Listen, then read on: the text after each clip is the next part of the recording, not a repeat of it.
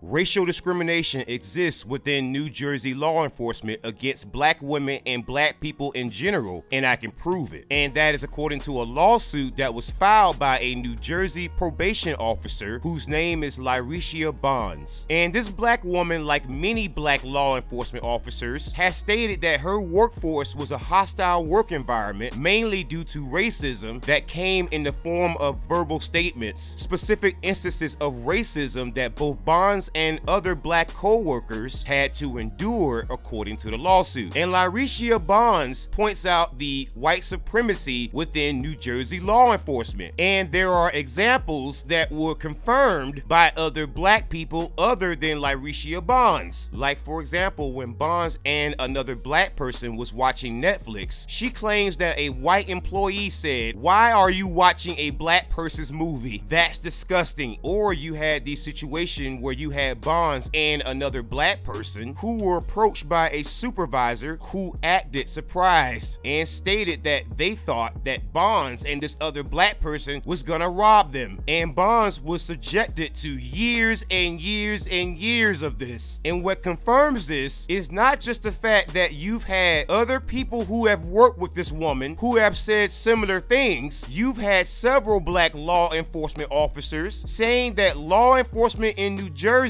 is ran by white supremacy. Like, for example, just 37 miles away from where Lyrecia Bonds resides, you have the Trenton Police Department. And yet another black woman came forward talking about an environment of white supremacy because Sheila Cooley was the former New Jersey police director who says that she was fired because she refused to give preferential treatment to white officers. And we've known about the racism within New Jersey law enforcement for quite some time now. Like, for example, back in 1996, you had the case of State versus Soto. And in this case, it was decided that the New Jersey police in their entirety engages in disproportionate traffic stops of black individuals. And so that was the reality that Lyrecia Bonds was simply trying to bring forward. And if you seem to think that the racism within New Jersey law enforcement isn't a serious problem, well, when I talked to Lyrecia Bonds personally, she gave me some stories that are quite shocking. Like, for example, back in 2018, the county of Middlesex in New Jersey had to pay out $800,000 due to racism within a sheriff's department. And so Middlesex County Sheriff's deputies Lonnie Hooper and Shamir Tyson both experienced racism. And that racism was so extreme to the point where the deputies all had lunch in segregated lunchrooms, with white officers eating on one floor and black officers eating on a different floor. And just like Lyrecia Bonds, these black law enforcement officers were subjected to some of the worst racist treatment and some of the most bigoted statements that you could imagine. And the way that you know that the Middlesex County Sheriff's Office has a little problem with racism is that the New Jersey courts have actually affirmed it. Or you have the case of Dr. Michael Campbell, who used to be a patrol officer in the Brunswick, New Jersey area, who says that the racism within New Jersey law enforcement is rampant, and he would know because he was a black law enforcement officer. And he says that his complaints of racism were also ignored. Or you have the case of Ashley Stewart, who was a black woman who was thrown behind bars for an armed robbery charge while she was outside of the country. And the fact that anyone doubted what Lyrecia Bonds was saying is absolutely amazing, because you can make the argument that the first 100 years of the New Jersey State Police's existence was defined by racial discrimination. And then recently, in January of this year, the New Jersey Supreme Court had the rule that New Jersey law enforcement cannot engage in a traffic stop based on race. And so the fact that people are pretending like this woman is lying when you have multiple instances of the highest court in the state of New Jersey having the rule that New Jersey law enforcement is in fact racist tells me that someone is going out of their way to make it appear like she is not telling the truth despite the treasure trove of evidence. And what makes the case of Lyrecia Bonds even worse is that when she filed her lawsuit against the New Jersey courts, not only did she experienced retaliation by being fired, but the courts and police also went after her nephew. And so Najee Davis, who is now 20 years old, is currently incarcerated because back on his 19th birthday, there was a situation in a Chinese food restaurant where he was assaulted, but he was arrested, and because his aunt had an active lawsuit against the courts, well, they decided to make an example out of Najee, who has mental health conditions